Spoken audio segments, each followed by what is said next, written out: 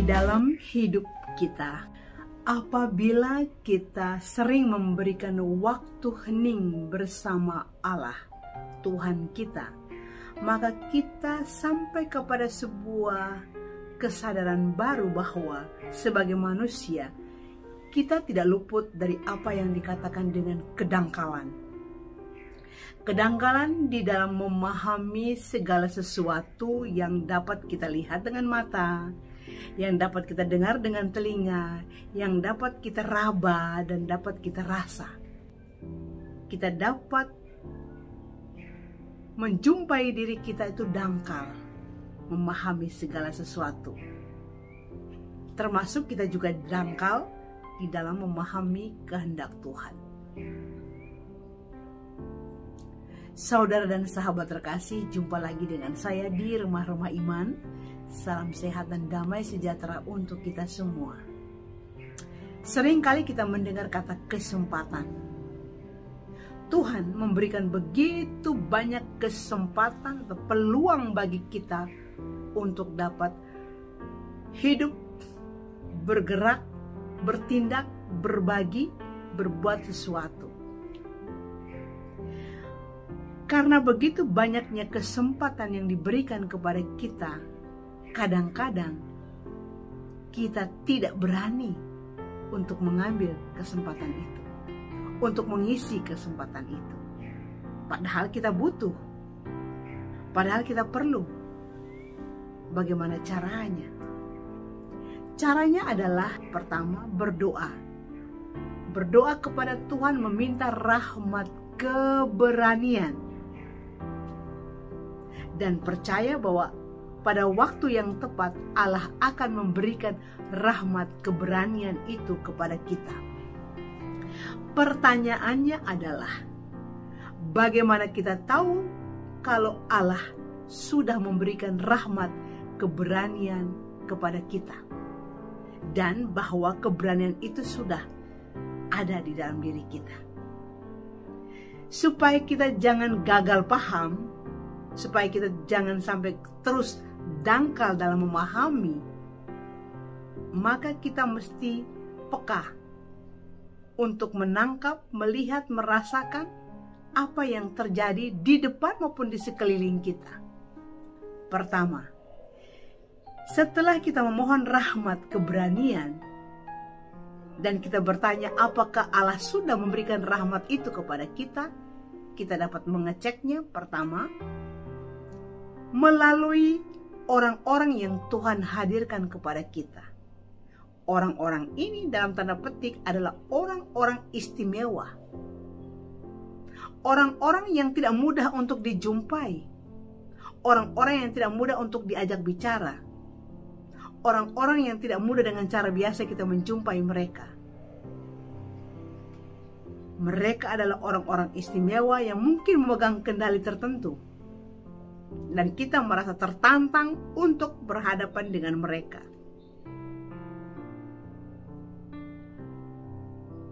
Yang kedua, kita dihadapkan dengan peristiwa. Peristiwa yang tidak mudah kita terima.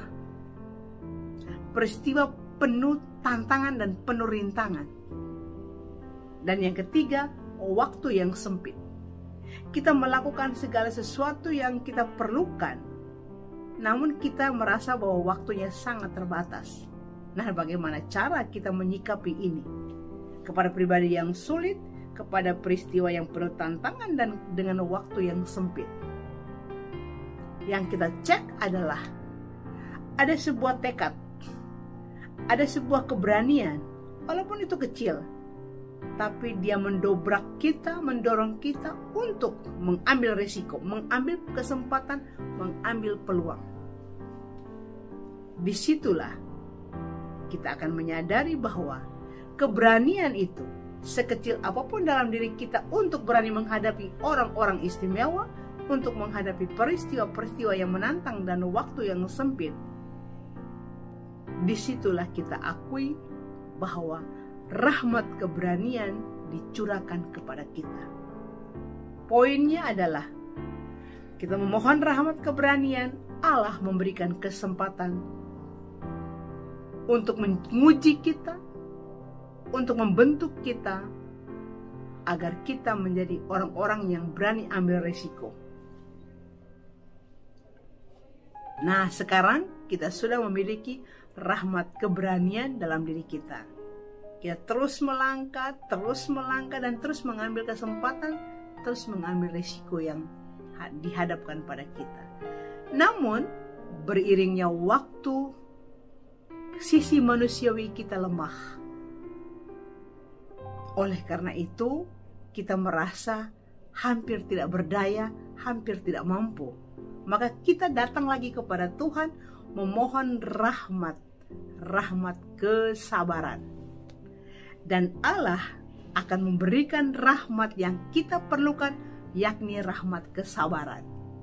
Sekarang pertanyaannya, bagaimana kita tahu kalau rahmat kesabaran itu sudah dicurahkan bagi kita?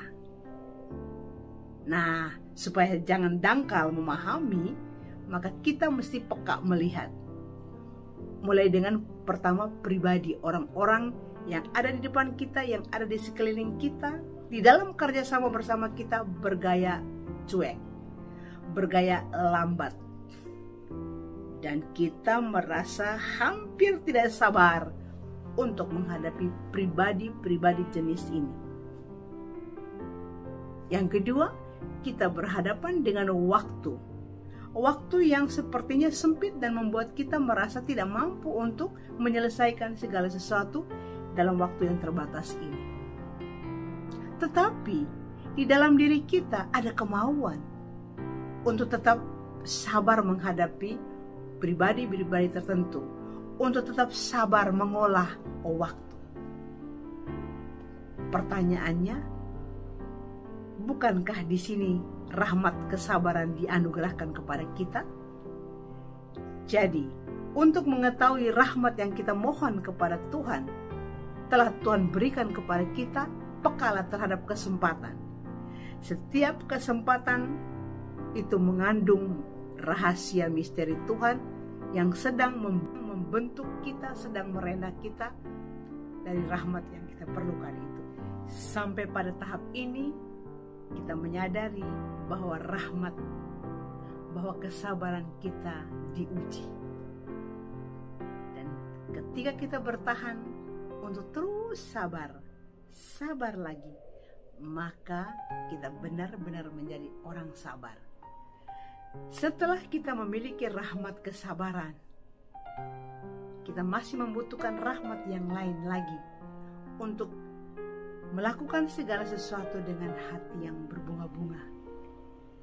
Maka kita datang lagi kepada Tuhan dalam saat hening kita memohon rahmat cinta, agar kita dapat melakukan segala sesuatu dengan cinta yang besar yang ada di hati kita. Nah, Tuhan memberikan kepada kita rahmat cinta. Pertanyaan yang sama, bagaimana kita tahu bahwa Tuhan atau Allah kita telah menganugerahkan rahmat cinta itu bagi kita? Mari kita buka kepekaan hati kita untuk melihat hari-hari atau waktu-waktu sesudah kita memohon rahmat cinta. Kita akan mendapatkan diri kita dengan cinta yang besar.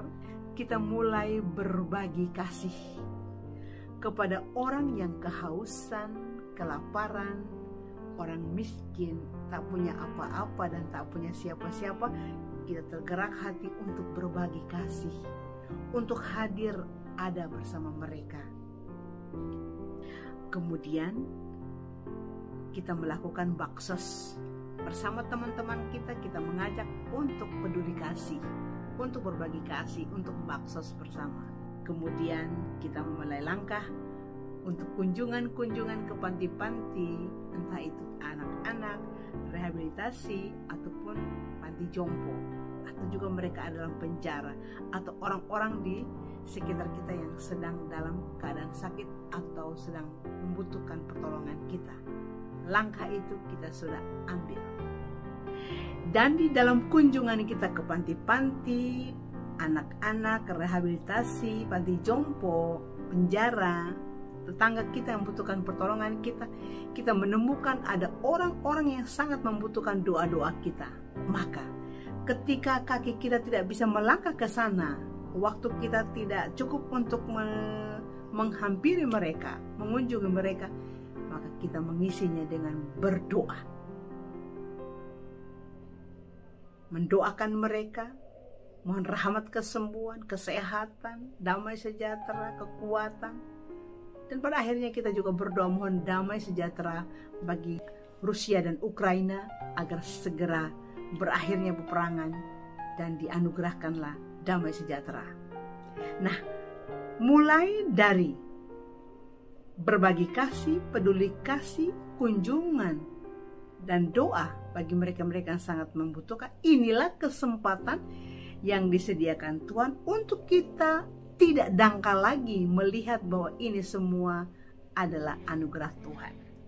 Jadi antara rahmat yang kita mohonkan dan kesempatan yang disediakan bagi kita, inilah sebuah pertalian jawaban bahwa Allah telah menyediakan semua rahmat itu melalui kesempatan-kesempatan, dan agar kita mampu menangkap maksud Allah, pemberian Allah melalui kesempatan itu. Dan kita didapati telah memiliki hati yang penuh cinta. Dengan cinta yang besar kita berbuat sesuatu bagi orang-orang yang sangat membutuhkan pertolongan kita. Nah, sekarang dengan cinta yang besar, ya, dengan hati yang berbunga-bunga, kita menjalankan sesuatu yang berguna bagi banyak orang.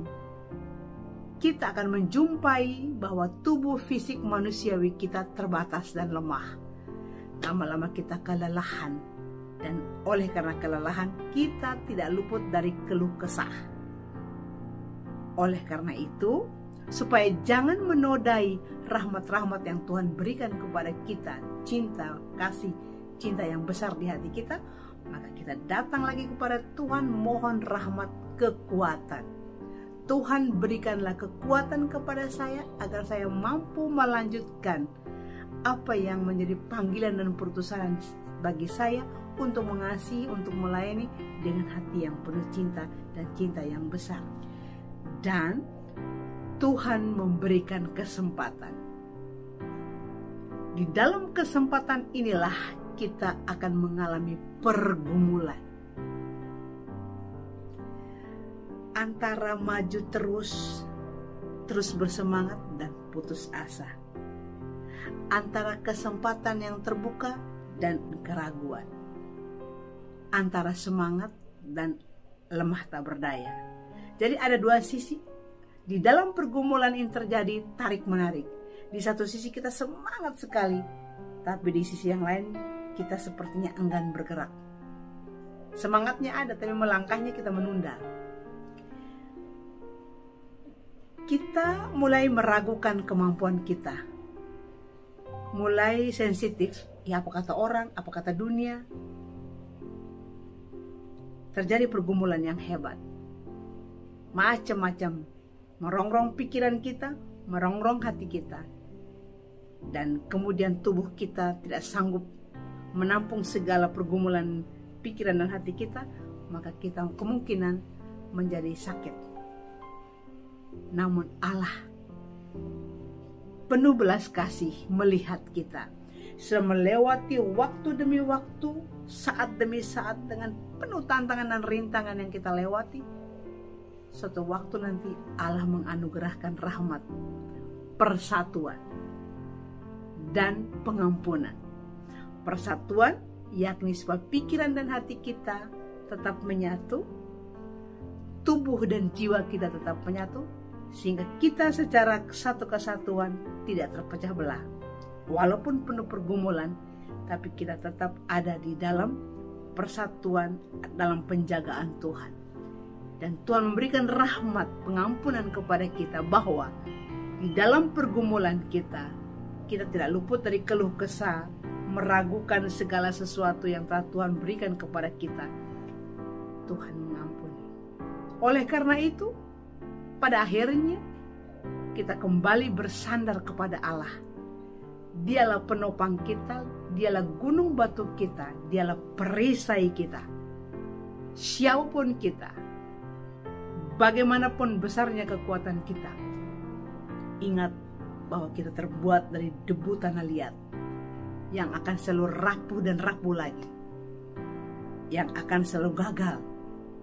Tetapi ingatlah bahwa Tuhan selalu menyediakan kesempatan bagi kita dan memberikan kepada kita kemauan, keinginan yang berkobar-kobar untuk melangkah dan berani terima resiko dan terus bersandar kepada Allah. Allah kita adalah Allah yang penuh belas kasih. Saudara dan sahabat terkasih, semoga permenungan saya pada video kali ini memberikan motivasi, memberikan semangat kepada saudara dan sahabat bahwa ketika kita memohon rahmat dari Tuhan, ingatlah bahwa rahmat itu diberikan kepada kita melalui kesempatan-kesempatan. Di dalam kesempatan ini hadirlah orang-orang, pribadi-pribadi tertentu, hadirlah peristiwa-peristiwa yang tentu penuh tantangan, dan kadang waktu menjadi sangat sempit.